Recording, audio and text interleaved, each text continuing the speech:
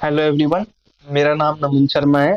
मैं इंश्योरेंस और इन्वेस्टमेंट का काम करता हूँ काफ़ी सालों से। अपने एक्सपीरियंस के हिसाब से आज की इस वीडियो में हम लोग बताएंगे कि आप एक अच्छा हेल्थ इंश्योरेंस कैसे चूज कर सकते हैं, कि एक हेल्थ इंश्योरेंस में क्या क्या इंपॉर्टेंट बातें जो है होनी चाहिए जो कि आपको कोई भी नहीं बताता। आज की इस वीडियो में हम लोग आपसे वो बातें शेयर करें। तो इस वीडियो में जो सबसे पहला पॉइंट हम रखने वाले हैं आज की इस वीडियो में, वो रहेगा वेटिंग पीरियड। कि भाई आपने एक हेल्थ इंश्योरेंस तो ले लिया, तो उसका जो क्लेम है वो आपको कब से मिलना चालू हो जाएगा। कि भाई आज एक हेल्थ इंश्योरेंस स्टार्ट कर लिया कि आज से ही क्लेम मिलना चालू हो जाएगा या नहीं। वेटिंग पीरियड की जो हम बात कर रहे हैं उसमें जो सबसे पहला पॉइंट है, तो जो वेटिंग पीरियड रहता है वो डे वन से एक्सीडेंट्स कवर हो जाते हैं। सब जैसे किसी ने आज पॉलिसी ले ली तो उसका सेम डे से, वेरी फर्स्ट डे से एक्सीडेंट कवर हो जाता है, वेरी फर्स्ट। फिर जो अगला वेटिंग पीरियड आता है वो आता है 30 डेज। 30 दिन जैसे ही आपने आज पॉलिसी ले ली और 30 दिन बीत गए हैं, तो 30 दिन बाद से जैसे सभी तरीके की जैसे बीमारियां कवर हो जाती हैं जो कि अचानक से होती हैं। जैसे कि फीवर हो गया, चिकनगुनिया हो गया, कोविड आया था पीछे जैसे।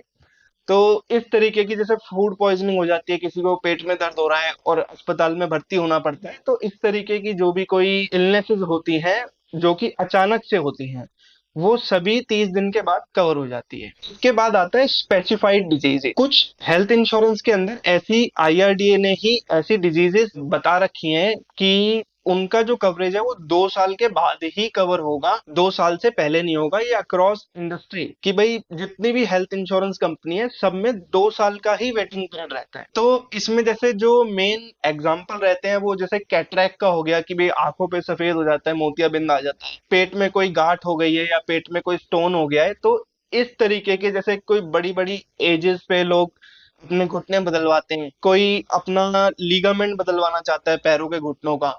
तो इस तरीके के जो स्लो ग्रोइंग जो चीजें होती हैं वो 2 साल के बाद कवर होती है। हालांकि कुछ कंपनियों में कुछ स्पेशल प्लान्स हैं जिसमें कि ये 2 साल का जो वेटिंग पीरियड है वो भी 1 साल में कवर्ड हो जाए। अगला पॉइंट आता है प्री एग्जिस्टिंग डिजीज। कि जैसे किसी को बीपी है, किसी को शुगर है, अब वो पॉलिसी ले लेते हैं और हेल्थ इंश्योरेंस के अंदर बताते हैं कि भाई हमारे ये वाली डिजीज है नहीं, तो उनकी पॉलिसी जो है उस पर वेटिंग पीरियड लगाती है जो कि 3 से 4 सालों का होता है। किसी पॉलिसी में जो है ये वेटिंग पीरियड 3 साल का रहता है और किसी पॉलिसी में जो है ये वेटिंग पीरियड जो है 4 साल का रहता है। अगर किसी व्यक्ति के कोई भी डिजीज है या कोई भी पहले से कोई प्री एग्जिस्टिंग कोई ऑपरेशन हुआ हुआ है या कुछ भी है, वो अपनी हेल्थ इंश्योरेंस कंपनी में अपनी प्री एग्जिस्टिंग कंडीशन के बारे में बताए और उसकी हेल्थ इंश्योरेंस कंपनी उसका जो वो डिजीज है वो 3 से 4 साल में लिख के कवर करके देगी। कई लोग क्या करते हैं कि अपना प्री एग्जिस्टिंग डिजीज छुपा लेते हैं, तो ऐसे नहीं करना चाहिए। अपना प्री एग्जिस्टिंग डिजीज जो है हेल्थ इंश्योरेंस कंपनी को बताना चाहिए और हेल्थ इंश्योरेंस कंपनी आपको रिटर्न में देती है फिर कि आपका ये वाले डिजीज से रिलेटेड जो भी कोई क्लेम आएगा वो हम 3 से 4 साल में कवर करेंगे। के बाद वेटिंग पीरियड के अंदर कुछ राइडर्स आ जाते हैं जैसे कि pre existing disease modification rider. इस राइडर के अंदर आप अपनी कोई भी डिजीज जो आपको पहले से है उसको मॉडिफाई कर सकते हैं उसके वेटिंग पीरियड को। मान लीजिए कि आप कोई पॉलिसी ले रहे हैं उसके अंदर 4 साल का वेटिंग पीरियड है प्री एग्जिस्टिंग डिजीज, तो आप सेम पॉलिसी में मॉडिफिकेशन राइडर लेके उस पॉलिसी में प्री एग्जिस्टिंग डिजीज का जो वेटिंग पीरियड है उसको मॉडिफाई कर सकते हैं। उसको आप 1 साल पे ला सकते हैं, 2 साल पे ला सकते हैं। मान लीजिए आपकी पॉलिसी में 4 साल का जो है प्री एग्जिस्टिंग डिजीज का हैगा कि भाई आपको वेट करना पड़ेगा 4 साल, तो आप अपनी पॉलिसी के अंदर उस जो वेटिंग पीरियड को है 4 से रिड्यूस करके 2 या 1 साल पे भी ला सकते हैं। इसका एडिशनल प्रीमियम होता है, तो आप अपनी पॉलिसी लेते हुए इसको भी कंसीडर कर सकते हैं। इसके बाद एक अगला जो है इसमें राइडर आता है वो होता है इंस्टेंट कवर का। अगर किसी को लगता है कि इतना 4 साल, 1 साल, 2 साल नहीं रुकना है, मेरे को तो पॉलिसी लेते ही जो है अपनी जो प्री एग्जिस्टिंग डिजीजेज हैं उनका क्लेम चाहिए, तो इसमें जैसे कंपनी जैसे किसी को शुगर है, किसी को बीपी है, कोलेस्ट्रॉल है, थायराइड है, तो इन सभी चीजों के अंदर कंपनी इंस्टेंट कवर भी प्रोवाइड कर रही है आजकल। तो आप वेटिंग पीरियड को खत्म करने के लिए इंस्टेंट कवर भी अपनी पॉलिसी में डाल सकते हैं। इसके बाद हम अपनी पॉलिसी के सबसे इंपॉर्टेंट फैक्टर के ऊपर आते हैं जो कि होता है रूम रेंट। तो जो रूम रेंट होता है उसके हिसाब से पॉलिसी में मोस्टली क्लेम दिए जाते हैं। जैसे कि किसी ने पॉलिसी ली, उसकी पॉलिसी के अंदर up to single AC room था और उस पे कोई लिमिट नहीं थी, तो उसका जो क्लेम है वो बहुत ही अच्छे तरीके से सेटल होता है, बजाय कि किसी की पॉलिसी के अंदर ऐसी कोई टर्म एंड कंडीशन है कि भाई आपको शेयर्ड रूम मिलेगा या फिर आपको 1% ऑफ द सम इंश्योर्ड का रूम मिलेगा। जैसे कि किसी की पॉलिसी 5 लाख की है तो 5 लाख की पॉलिसी में आपको 5,000 रुपए का रूम मिलेगा। तो ऐसी जो टर्म एंड कंडीशन है इनसे बचना चाहिए, क्योंकि आज की डेट पे दिल्ली के अंदर 10 से 12 हजार रुपए से कम के कमरे नहीं है हॉस्पिटल्स में। अगर आपने एक ऐसी पॉलिसी ले रखी है जिसके अंदर 5,000 रुपीज का रूम कवर्ड है तो आपको अपने क्लेम के अमाउंट में भारी पैसा पे करना पड़ सकता है, पड़ेगा ही। क्योंकि जो चार्जेस, मान लीजिए किसी ने सिंगल एसी रूम ली और कोई जो है काफी सारे लोगों वाले कमरे में रह रहा है, मतलब सेमी वाले कमरे में रह रहा है जिसमें कि 4 हैं, किसी में 6 हैं, तो जो इन दोनों ही रूम्स में जो डॉक्टर देखने आएगा वो होगा तो सेम, मगर सिंगल एसी रूम में जाने के वो पैसे लेगा 2,000 रुपए फीस पर डे। मगर जो सेमी वाला जो रूम होता है, सेमी शेयर्ड ऑक्यूपेंसी वाला रूम है, उसके अंदर वो सेम डॉक्टर 1,000 रुपए की फीस।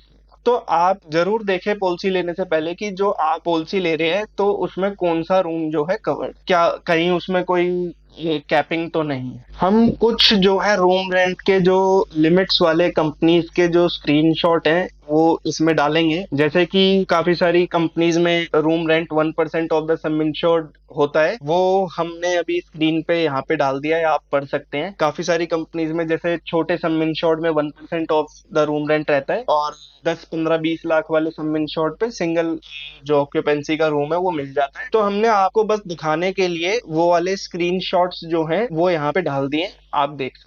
अगला जो मोस्ट इंपॉर्टेंट पॉइंट आ जाता है हेल्थ इंश्योरेंस के अंदर वो होता है आईसीयू का। जैसा कि रूम रेंट के अंदर 1% of the sum insured room मिलता है काफी पॉलिसियों में जो कैपिंग होती है, वैसे ही काफी पॉलिसियों में आईसीयू के लिए कैपिंग होती है 1 और 2% of the sum insured. For example आपने कोई 5 लाख की पॉलिसी ले रखी है तो उसमें कंपनी कहती है हम 10,000 रुपए पर डे का जो आईसीयू है वो कवर। बट मोस्टली केसेस में जैसे दिल्ली के जितने भी बड़े अस्पताल है वहां पे 15,000 रुपए पर डे से कम का जो है आईसीयू होता ही नहीं है। तो ऐसे में एक कस्टमर को लगेगा कि उसे जो है 5,000 रुपए पर डे का ही डिफरेंस देना पड़ेगा, तो ऐसा नहीं होता। जो कि डॉक्टर की फीस होती है वो काफी ज्यादा होती है आईसीयू के अंदर, और जो सस्ता वाला जो आईसीयू होता है और उस जो महंगा वाला आईसीयू है उसके बीच का जो मेडिकल एक्सपेंसेस का जो भी कोई फर्क होगा वो कस्टमर को देना पड़ता है। सिर्फ इतना ही फर्क नहीं होता है कि सिर्फ रूम रेंट का जो आईसीयू का जो डिफरेंशियल है वो सिर्फ वो नहीं होता है, काफी क्लेम में फर्क आ जाता है, 20-30% तक क्लेम कट जाता है। कि मोस्टली हेल्थ इंश्योरेंस कंपनीज जो है आज की डेट पे आईसीयू एक्चुअल कवर करती है। आपने मान लीजिए कि 15,000 पर डे का आईसीयू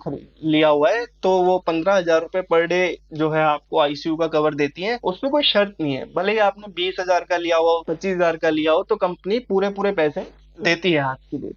अभी हम कुछ जो है स्क्रीनशॉट्स आपके साथ शेयर करेंगे कि जिसमें हमने दिखा रखा है कि जो लिमिट्स होती है, जैसे यहाँ पे लिखा हुआ है आईसीयू अप टू 2% जो है मिलेगा। हम यहाँ पे स्क्रीनशॉट शेयर करेंगे। अगला जो मोस्ट इंपॉर्टेंट पॉइंट आता है वो आता है pre hospitalisation and post hospitalisation. Pre hospitalisation and post hospitalisation एक हेल्थ इंश्योरेंस पॉलिसी का सबसे मेन जो आप मान सकते हो कि एक फैक्टर होता है। जैसे कि मान लीजिए किसी के फीवर हुआ, फीवर जो है उतर ही नहीं रहा, हफ्ता हो गया, 10 दिन हो गया, तो क्या होता है हम अपने आसपास के किसी डॉक्टर को दिखाते हैं, वो भी अपनी कंसल्टेशन लेते हैं, वो मेडिसिन लिखते हैं, उसके बाद जो अगर सही नहीं होता तो फिर वो टेस्ट करवाते हैं। तो इन सब में जो भी कोई एक्सपेंसेस होते हैं तो इनको जो बोला जाता है प्री हॉस्पिटलाइजेशन। अब ऐसे में अगर क्लेम कोई बड़ा किसी तरीके का डिजीज है तो उसके अंदर सीटी स्कैन होता है और भी कई तरीके के स्कैन्स होते हैं, तो वो काफी एक्सपेंसिव होते हैं। तो ये सभी जो भी कोई एडमिशन से पहले जो भी कोई डॉक्टर को कंसल्ट किया जाता है, जो भी कोई टेस्ट होते हैं, उनको प्री हॉस्पिटलाइजेशन एक्सपेंसेस बोला जाता है। और आज मान लीजिए कोई पर्सन है वो हॉस्पिटल में एडमिट हो गए हैं और 5-7 दिन के अंदर उनका डिस्चार्ज हो गया है, तो उसके बाद वो जो भी कोई एक्सपेंसेस करेंगे उसको पोस्ट हॉस्पिटलाइजेशन बोला जाता है। चाहे उसमें कोई सीटी स्कैन हो रहा हो, चाहे उसमें कोई डॉक्टर की प्रिस्क्रिप्शन के पैसे दिए हों, चाहे कोई दवाई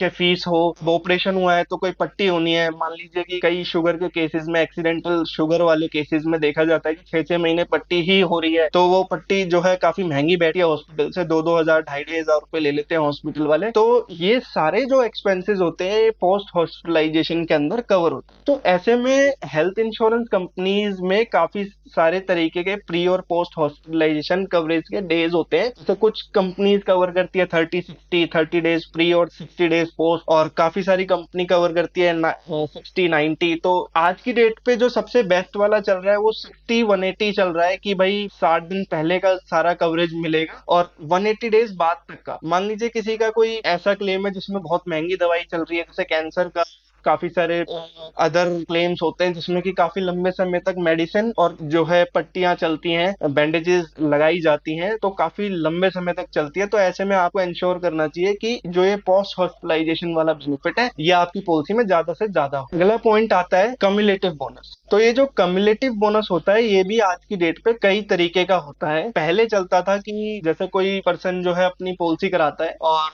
उसके बाद जो अगले साल जो है वो रेन्युअल का चेक देता है, अगर वो कस्टमर क्लेम लेता है तो उसको जो है कम्युनिटिव बोनस नहीं मिलता था, और अगर वो जो कस्टमर क्लेम नहीं लेता था तो उसे जो है कंपनी लॉयल्टी बेनिफिट की तरह एक बोनस देती थी। मान लीजिए किसी ने 10 लाख रुपए की पॉलिसी ली है तो उसको 11 लाख कर दिया जाता था। ऐसे ही वो हर साल रिन्यू करता रहेगा पॉलिसी को, तो उसकी पॉलिसी को इंक्रीज करते रहते थे कंपनी वाले। आज की डेट पे काफी अलग अलग तरीके के जो है कम्युलेटिव बोनस आ गए हैं। जैसे मान लीजिए आपने 10 लाख की पॉलिसी ली है, वही 10 लाख की पॉलिसी अगले साल जो है रिन्यूअल के बाद चाहे क्लेम लिया हो या नहीं लिया हो वो 25 लाख की हो जाती है। ये कम्युलेटिव बोनस वाला पार्ट है ना, ये कभी कमी नहीं होगा। आपने 10 लाख की पॉलिसी ली है फॉर एग्जाम्पल, वो डबल हो गए, वो 20 लाख जानी है कुछ साल में। फॉर एग्जाम्पल किसी का क्लेम आ जाता है, ठीक है, तो वो पॉलिसी वापसी कभी कमी नहीं होगी। या फिर किसी ने इस साल अभी अभी पॉलिसी ली है और उसका क्लेम आ जाता है वेरी फर्स्ट ईयर में, फिर भी उसे जो है कम्युलेटिव बोनस जो है मिलेगा ही मिलेगा। उसकी पॉलिसी 10 लाख से 15 लाख, 20 लाख, 25 लाख हो जाएगी, वो कम नहीं होगी क्लेम। तो आप ऐसी पॉलिसीज देख सकते हैं जिसमें इस तरीके का कम्युनिटी बोनस हो। अब अगला पॉइंट आता है रीस्टोरेशन का। जो ये रीस्टोरेशन वाला पॉइंट है हेल्थ इंश्योरेंस के अंदर, इस पॉइंट के अंदर बहुत ज्यादा मिस सेलिंग होती है। जो ऑनलाइन और कॉल सेंटर्स जो पॉलिसीज बेच रहे हैं उसके अंदर बोला ये जाता है कि इस पॉलिसी के अंदर रीस्टोरेशन है ऐसा, आप पॉलिसी लेंगे और ड्यू टू सम रीजन कोई क्लेम आ जाता है, क्लेम आ जाने के बाद सम इंश्योर्ड एग्जॉस्ट हो जाता है, तो हम सेम ईयर के अंदर उतने ही अमाउंट का एक और क्लेम दे देंगे। मान लीजिए कि 10 लाख की पॉलिसी ले रखी है तो 10 लाख का एक और क्लेम सेम साल में दे देंगे। तो क्या होता है, कुछ कंपनीज की कुछ ही पॉलिसी के अंदर ये वाला फीचर होता है। सिर्फ जेन्युइनली क्लेम आ जाने के केस में, मान लीजिए कि 10 लाख रुपए थे, 10 लाख खत्म हो गए या 10 लाख नहीं भी खत्म हुए, 7-8 लाख खत्म हुए, तो अगला क्लेम भी 10 लाख रुपए दे देते हैं। ऐसी बहुत ही लिमिटेड पॉलिसीज है। मगर जो ऑनलाइन और जो टोल फ्री वाले हैं वो सभी पॉलिसीज के लिए ऐसा ही बोलते हैं कि इसमें खत्म हो या ना हो हम क्लेम दें। काफी सारी पॉलिसीज के अंदर ऐसा भी क्लॉज होता है कि सेम पर्सन सेम डिजीज के अंदर हम रीस्टोरेशन नहीं दें, मगर ये आपको लेते हुए बताया ही नहीं। मेन पॉइंट ये है कि मान लीजिए कि कोई पर्सन है जिसने कि 10 लाख रुपए अपने किडनी में खत्म कर दिए, तो इस बात के कितने ज्यादा चांस बन जाते हैं कि वो जो अगला क्लेम लेगा वो भी किडनी से रिलेटेड ही लेगा। तो उसे तो same person same disease covered होना चाहिए ना, कि भाई अगर आप एक बेनिफिट दे रहे हैं अपनी पॉलिसी में कि सेम पर्सन सेम डिजीज का मतलब रिस्टोरेशन बेनिफिट टाइप का एक बेनिफिट दे रहे हैं अपनी पॉलिसी में, तो उसमें जो है इस तरीके की शर्तें नहीं होनी चाहिए। आज की डेट में मार्केट में काफी कम प्रीमियम्स में अनलिमिटेड टाइम्स रीस्टोरेशन की पॉलिसीज आई हुई है, और जिनमें ऐसी कोई शर्तें भी नहीं है कि भाई सेम पर्सन सेम डिजीज का क्लॉज लगेगा कि भाई सेम बीमारी में नहीं देंगे, पहले 10 लाख खत्म कर दिए किडनी में तो दूसरे 10 लाख किडनी में नहीं देंगे। और भी कई तरीके के होते हैं। पहले ऐसा होता था कि 10 लाख की पॉलिसी है, मान लो उसमें 9,90,000 खत्म हो गए, 10 लाख बचे हैं तो रिस्टोरेशन नहीं हो रहा। आज की डेट पे ये वाली चीजें नहीं होती कि मान लीजिए कि आपने पॉलिसी ले रखी है 10 लाख की, उसमें 9 लाख खत्म हो गए, ठीक है, 1 लाख बचा हुआ है, अगला क्लेम फिर से 10 लाख रुपए का आ गया,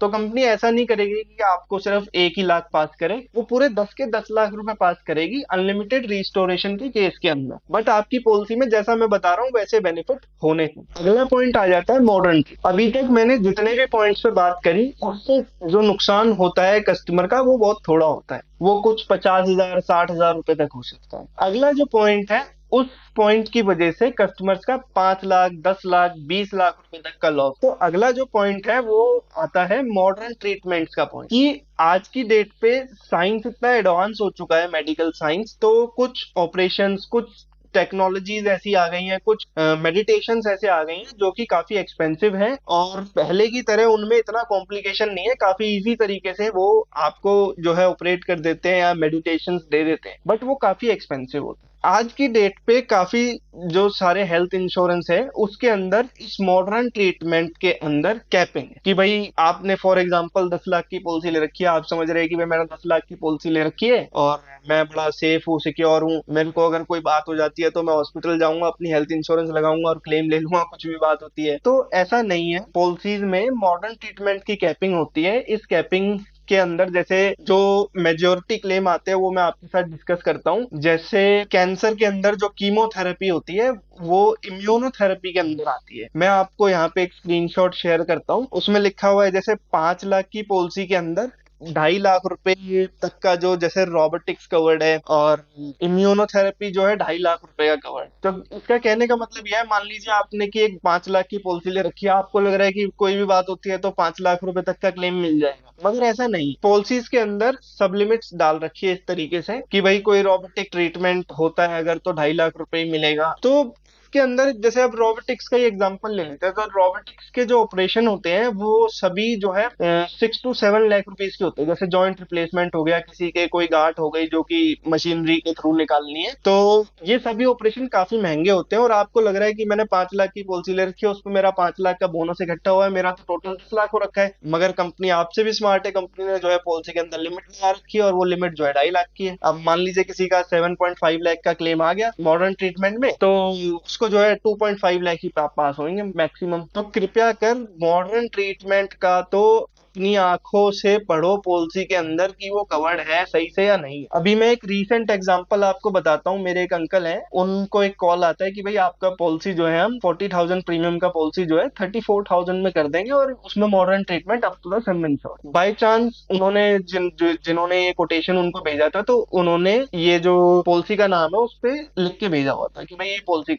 तो मैंने उन अंकल को बताया कि आपका जो पॉलिसी कर रहे हो उसमें up to the sum insured का मॉडर्न ट्रीटमेंट कवर नहीं है। मैंने उनसे बात करी फोन पे, जो सेल कर रहे थे, तो मैंने उनसे पूछा कि इसमें मॉडर्न ट्रीटमेंट कितना कवर। तो उन्होंने बड़े ही आसानी से टोल फ्री नंबर पे बात हो रही थी, उन्होंने बोल दिया इसमें up to the sum insured covered है, जबकि वो काफी रेपुटेटेड ब्रांड की पॉलिसी है और मैं उसे बहुत अच्छे से जानता हूँ। उसमें 2.5 लाख का, 5 लाख की पॉलिसी में 2.5 लाख का ही रोबोटिक और जो है इम्यूनोथेरेपी कवर्ड होती है। तो मार्केट में इस तरीके का झूठ बहुत चलता है। तो प्लीज जो भी कोई आप पॉलिसी ले रहे हैं उसको देख के लें, ट्रस्टेड लोगों से लें, ये बहुत इंपॉर्टेंट हो जाता है। अगला पॉइंट आ जाता है कंज्यूमेबल्स का। कंज्यूमेबल आज की डेट पे बहुत ही इंपॉर्टेंट पार्ट हो गया है हेल्थ इंश्योरेंस के अंदर, क्योंकि अगर मान लीजिए कोई भी व्यक्ति आज की डेट पे हॉस्पिटल में जाता है तो उसको बोला जाता है कि भाई आपकी 10 लाख की हेल्थ इंश्योरेंस तो है, फॉर एग्जाम्पल उसका 10 ही लाख का क्लेम आया, मगर आपको जो है 10 लाख की पॉलिसी में 50,000 से लेके 1 लाख रुपए, 1.5 लाख रुपए तक आपको पे। तो कस्टमर पूछता है कि भाई ये क्यों पे करना पड़ेगा, तो वो कहते हैं नॉन पेबल आइटम है जो कि आपकी हेल्थ इंश्योरेंस के अंदर कवर्ड नहीं। जैसा कि थर्मामीटर हो गया, कोई सिरिंज हो गई, कोई सफाई साफ करके जैसे कॉटन साफ करके फेंक दी, ऐसी कोई चीजें हैं जो कि हेल्थ इंश्योरेंस में कवर्ड नहीं होती है। उसका जो जनरल जो रहता है कि भाई फॉर एग्जाम्पल 5 to 10% का बन जाता है बिल, टोटल क्लेम का 5 से 10% जो है कंज्यूमेबल लगी जाता है हर क्लेम। तो आप इंश्योर करें जब आप एक पॉलिसी ले रहे हैं तो उसके अंदर कंज्यूमेबल हो, क्योंकि फॉर एग्जांपल कि किसी भी आदमी ने पॉलिसी ले रखी है हेल्थ इंश्योरेंस की, अब वो हॉस्पिटल जाता है, वहां फॉर एग्जांपल 20 लाख रुपए का क्लेम बन जाता है या 10 लाख का क्लेम, तो वहां उससे बोला जाता है कि भाई आप 1 लाख रुपए चार्ज के टाइम पे 1.5 लाख रुपए जमा करा दो। तो काफी अच्छा नहीं लगता है उस टाइम पे, किसी पे होते हैं किसी पे नहीं होते, जिन पे होते हैं वो तो जमा कराते हैं, मगर फिर भी क्यों ही जमा कराने पड़ रहे हैं जब ये कंज्यूमेबल का बेनिफिट सिर्फ 1,000 1,500 रुपए की चीज है। इससे ज्यादा का कंज्यूमेबल का बेनिफिट होता नहीं है। तो अपने लाखों रुपए बचाएं इस कंज्यूमेबल बेनिफिट से, कंज्यूमेबल बेनिफिट जरूर डलवा के। इससे ना पीस ऑफ माइंड भी डेवलप होता है कि भाई हम हॉस्पिटल जा रहे हैं, हमें पता है हमारी पॉलिसी सबसे बेस्ट है, तो हमें पूरा पूरा ही क्लेम। इसके बाद हेल्थ इंश्योरेंस में काफी सारे ऐसे अदर बेनिफिट भी प्रोवाइड करे जाते हैं जो कि काफी बेनिफिशियल रहते हैं। हर केस में तो नहीं, लेकिन काफी सारी पॉलिसीज में टाइम टू टाइम कुछ बेनिफिट ऐसे होते हैं जो कि काफी कम प्राइसेस पे मिल रहे होते हैं, लेकिन उनका बेनिफिट काफी ज्यादा होता है। जैसे कि जो पहला बेनिफिट है वो ओपीडी बेनिफिट होता है कि आपकी पॉलिसी के अंदर कोई ऐसा बेनिफिट है जिससे कि आपको ओपीडी कवर मिल जाए, कि उसका 2,000 रुपये प्रीमियम हो और आपको 8-10 हजार रुपए का कुछ बेनिफिट साल का मिल जाए। जैसे मैं एक शेयर करूंगा करूंगा। जैसे एक रिसेंट पॉलिसी हुई थी, उसके अंदर जैसे ओपीडी का जो प्रीमियम था वो 2000 रुपीज था। तो उस पॉलिसी के अंदर 4 लोग, तो सभी को 2-2 हजार रुपए का जो ओपीडी बेनिफिट मिला 2000 रुपीज का प्रीमियम देने से। तो 2000 × 4 ये 8 हजार रुपए हो गए। तो उनको 2 हजार रुपए देके 8 हजार रुपए का ओपीडी का बेनिफिट। तो ऐसे आप बेनिफिट अपनी पॉलिसीज में देख सकते हैं। इसके बाद हेल्थ इंश्योरेंस में काफी सारी, हेल्थ इंश्योरेंस में तो कॉम्प्लीमेंट्री और कुछ में 1000-1500 रुपए देके हेल्थ चेकअप का बेनिफिट। तो अगर आपकी पॉलिसी के अंदर ऐसा बेनिफिट मिल रहा है तो आप उसको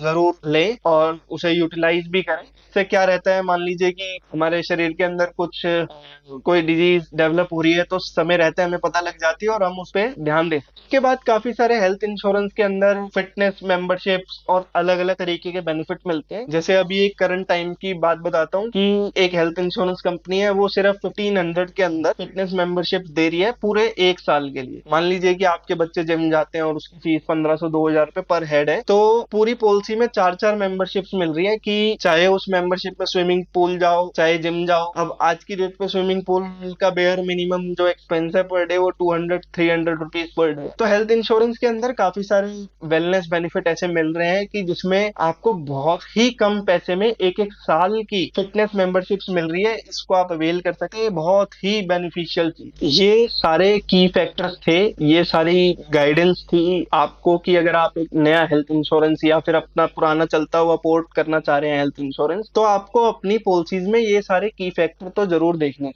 अगर आप भी अपना हेल्थ इंश्योरेंस पोर्ट या फिर फ्रेश लेना चाहते हैं तो आप हमें भी कांटेक्ट कर सकते हैं। हम और हमारी टीम आपको एक अच्छा हेल्थ इंश्योरेंस सजेस्ट कर सकती है। और आपको अगर ये इन्फॉर्मेशन अच्छी लगी हो तो आप हमारे चैनल को सब्सक्राइब कर सकते हैं और हमें सपोर्ट कर सकते हैं।